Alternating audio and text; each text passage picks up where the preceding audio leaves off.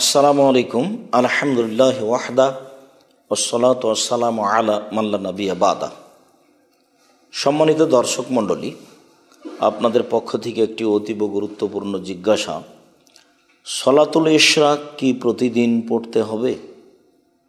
এ সলাতের গুরুত্ব ও ফজিলত কি? সম্মানিত দর্শক মণ্ডলী, যেসব মাধ্যম দিয়ে মানুষ আল্লাহ তাআলার সন্তুষ্টি অর্জন করতে পারে, যেসব মাধ্যম দিয়ে মানুষ রাসূল সাল্লাল্লাহু আলাইহি সাল্লামের সাথে থাকার সুযোগ লাভ করতে পারে, তার একটি বড় মাধ্যম হচ্ছে সলাতুল ইশরাক, নফল সলাত। অবশ্যই সলাতুল ইশরাক ফরজ সলাত নয়, তা হচ্ছে নফল সলাত। একজন সাহাবী রাসূল সাল্লাল্লাহু আলাইহি সাল্লামের নিকটে মেশক এবং পানির ব্যবস্থা করেছিলেন। তো রাসূল সাল্লাল্লাহু আলাইহি সাল্লাম খুশি হয়ে তাকে বলেছিলেন, সালমা সেইতা, তোমার যা ইচ্ছা তা তুমি আমার নিকট চাইতে পারো। তখন রাসূল সাল্লাল্লাহু আলাইহি সাল্লাম তাকে বলেছিলেন যে আসআলুকা মুরাফাকাতাকা ফিল জান্নাহ, আপনার সাথে আমি জান্নাতে থাকতে চাই। তখন রাসূল সাল্লাল্লাহু আলাইহি সাল্লাম বলেছিলেন, আওয়া গায়রা যালিক, এছাড়া অন্য কিছু চাও? সাহাবী বলেছিলেন, হুয়া দাকা, এইটাই চাই।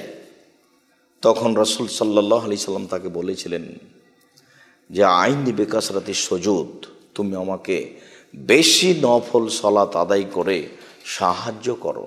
যদি তুমি আমার সাথে জান্নাতে থাকতে চাও তাহলে বেশি নফল সালাত আদায় করো।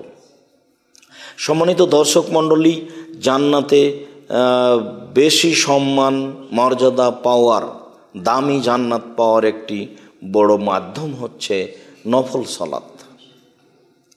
রাসূল সাল্লাল্লাহু আলাইহি সাল্লাম একদা বলেন যে জান্নাতে কতগুলি ঘর রয়েছে, ইরা যাহিরুহু মিন বাতিনিহা ওয়া বাতিনুহু মিন যাহিরিহা, যার বাহির থেকে ভিতর, ভিতর থেকে বাহির দেখা যায়, উন্নত মানের পদার্থ দ্বারা তৈরি।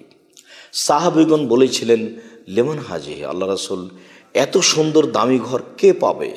তখন তিনি উত্তরে কয়েকটা কথা বলেছিলেন। তার একটা বলেছিলেন যে মানুষ যখন ঘুমিয়ে তখন সালাত আদায় করে, মানুষ যখন ঘুমিয়ে তখনও সালাত আদায় করে, মানে নফল সালাত আদায় করে। নফল সালাত আদায় করলে জান্নাতে বড় মর্যাদা পাওয়া যাবে, দামি জান্নাত পাওয়া যাবে। আর নফল সালাত আদায় করা হচ্ছে অতীতের সালফে সালেহিনের নীতি। যারা অতীতে চলে গেছেন, বড় বড় জান্নাত, দামি দামি জান্নাত পাবেন, তাদের একটি নিয়মিত নীতি ছিল নফল সালাত আদায় করা। যা রাসূল সাল্লাল্লাহু আলাইহি সাল্লাম বলেন, আল্লাহকে সন্তুষ্ট করার, দামি জান্নাত পাওয়ার, রাসূল সাল্লাল্লাহু আলাইহি সাল্লামের সাথে থাকার বড় মাধ্যম নফল সালাত। আর নফল সালাতের একটি গুরুত্বপূর্ণ সালাত হলো সলাতুল ইশরাক।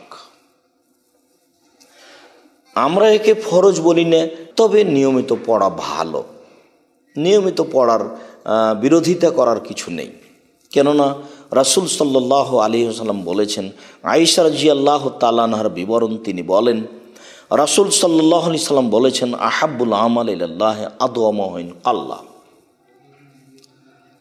আল্লাহর নিকটে সবচেয়ে প্রিয় আমল হচ্ছে নিয়মিত হওয়া কম হলেও। যেহেতু প্রিয় আমল হচ্ছে নিয়মিত হওয়া কম হলেও, তাহলে যারা ইশরাকের সালাত আরম্ভ করবে তারা জরুরি কোনো দুর্ঘটনা ছাড়া না ছাড়ার চেষ্টা করবে, নিয়মিত করে যাওয়ার চেষ্টা করবে।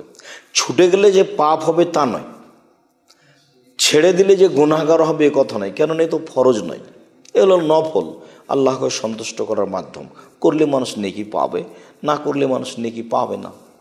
আর নেকির বিষয়টি তো আপনাদের অবগতিতে আছে যে রাসূল সাল্লাল্লাহু আলাইহি সাল্লাম বলেন, মান সাল্লাল গাদাতা ফি জামাতিন, কোনো মানুষ যদি জামাতে ফজরের সালাত আদায় করে, সুম্মা কাদা ইয়াযকুরুল্লাহ হাত্তা তাতলুআ শামস, তারপর বসে বসে জিকির আজকার করে, আল্লাহকে ডাকে, জিকির করতে করতে সূর্য উঠে যায়।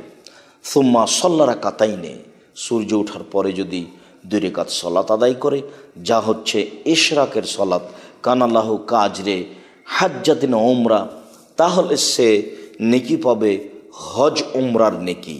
এই কথা বলার পরে তিনি বললেন, তাম্মা তাম্মা তাম্মা, পূর্ণ হজ উমরার নেকি, পূর্ণ হজ উমরার নেকি, পূর্ণ হজ উমরার নেকি।